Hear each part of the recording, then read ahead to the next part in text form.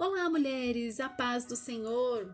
Solange aqui falando com vocês e estamos aqui juntas para dar início a mais um estudo do aplicativo da Bíblia IOVersion, que tem por título Desertos. Tempos difíceis que nós passamos, né? Quem já não passou por um deserto em sua vida? Tempo difícil, tempo árido, mas Deus nunca nos deixa só. E hoje nós estamos começando o nosso primeiro dia de estudo. Serão 5 dias desse estudo e hoje é o nosso primeiro dia, que tem por título José. Então vamos lá?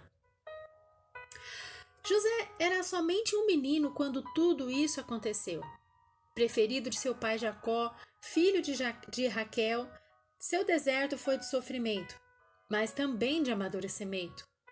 José foi jogado num poço fundo, sem água, e vendido pelos seus irmãos, que estavam cegos de tanta inveja.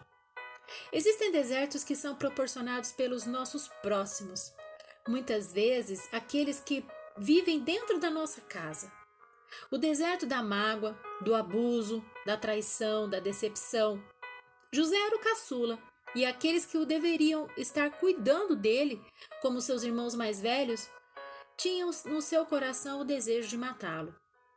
O sofrimento de José foi provocado pela maldade dos outros. Ele foi vendido pelos ismaelitas, também chamado midianitas, que venderam José a Potifar, oficial do faraó e capitão da guarda. Depois, a famosa história que nós já conhecemos começou a se desenrolar. A mulher de Potifar caluniou José e ele foi parar na prisão. Mas a Bíblia diz que o Senhor estava com ele e o tratou com bondade, concedendo-lhe a simpatia do carcereiro.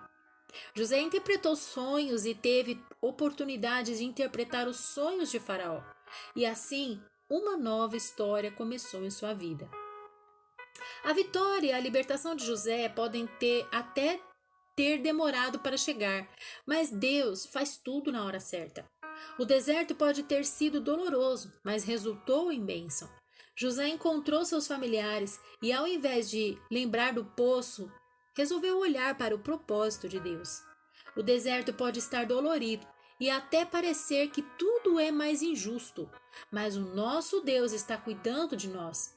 Deus escuta o nosso clamor e faz sua vontade ser concretizada nas nossas vidas quando nós nos colocamos à sua disposição. José fez o seu melhor como servo na prisão, como governador e como irmão. José entendeu o mover de Deus na sua vida, e aquele menino que antes estava em um poço sem água passou a ser uma das maiores autoridades do Egito. Deus agiu em favor de José. Ele não apenas passou pelo deserto, mas agora estava governando sobre ele. Oh, glória! Que história linda! Como é gostoso meditar na palavra do Senhor, nas histórias da Bíblia. Renova a nossa fé nos enche de esperança. Quero meditar agora com vocês nos textos bíblicos deste plano de leitura, que se encontra em Gênesis capítulo 37, do 19 ao 28, da nova versão da linguagem de hoje, que retrata sobre esse tema, né, que nós estamos falando, de José no deserto. Vamos lá, então? Diz assim, Gênesis 37, 19 ao 28. Eles disseram, lá vem o sonhador. Venham, vamos matá-lo agora. Depois jogaremos o corpo num poço seco e diremos que um animal selvagem o devorou. Assim veremos que vão dar os sonhos dele. Quando Rúben ouviu isso, quis salvá-los dos seus irmãos e disse, não vamos matá-lo. Não derramem sangue. Vocês podem jogá-lo neste poço aqui no deserto, mas não o machuquem. Rúben disse isso porque planejava salvá-lo dos irmãos e mandá-lo de volta para o pai. Quando José chegou ao lugar onde seus irmãos estavam, eles arrancaram dele a túnica longa, de mangas compridas, que ele estava vestindo. Depois o pegaram e o jogaram no poço que estava vazio e seco, e sentaram-se para comer. De repente, viram que ia passando uma caravana de ismaelita que vinha de Gileade e ia para o Egito. Os seus camelos estavam carregados de perfumes e de especiarias. Aí Judá disse aos seus irmãos: O que vamos ganhar se matarmos o nosso irmão e depois escondermos a sua morte? Em vez de o matarmos, vamos vendê-lo a esses ismaelitas. Afinal de contas, ele é o nosso irmão, é do nosso sangue. Os irmãos concordaram. Quando alguns negociantes medianitas passaram por ali, os irmãos de José tiraram-o do poço e o venderam aos ismaelitas por 20 barras de prata, e os ismaelitas levaram José para Egito. Aqui fala, né? Quando José foi parar no poço pelos seus irmãos, jogado pelos seus irmãos, e começou ali o deserto dele, né?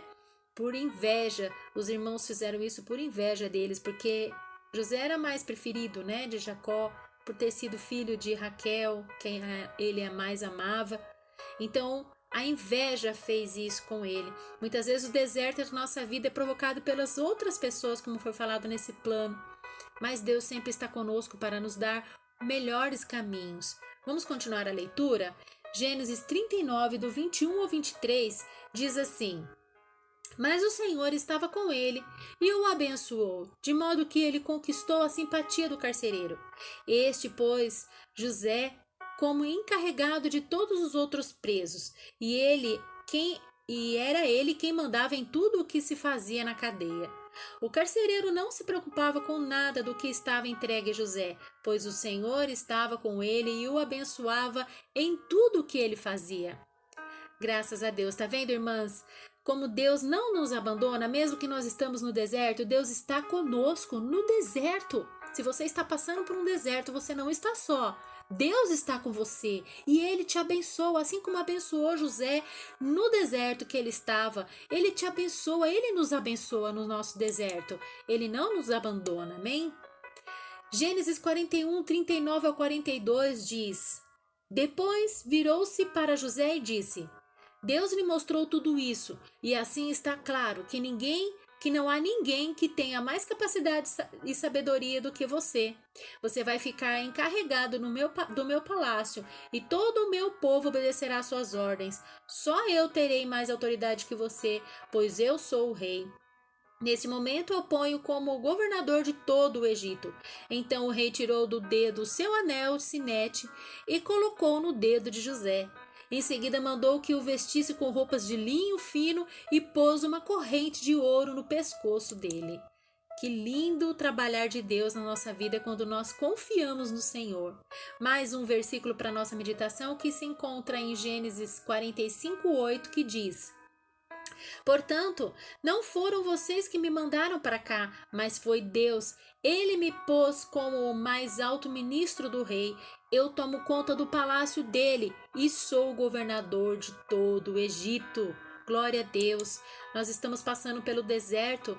Depois que tudo que o deserto passa em nossas vidas, nós vamos entender o porquê. Qual o motivo de nós termos passado no deserto? Que não foi permitido por Deus para que nós venhamos ganhar experiência, para que nós venhamos vencer lá na frente, para que o nome do Senhor seja glorificado. Mas o último versículo para nós meditarmos que se encontra em Salmos 37, 18 e 19, que diz assim: Todos os dias o Senhor cuida dos que são corretos. A terra prometida será deles para sempre. Quando os tempos forem difíceis, eles não sofrerão e terão o que comer em tempo de fome. Graças a Deus. Louvado seja Deus. Esse foi o nosso estudo de hoje.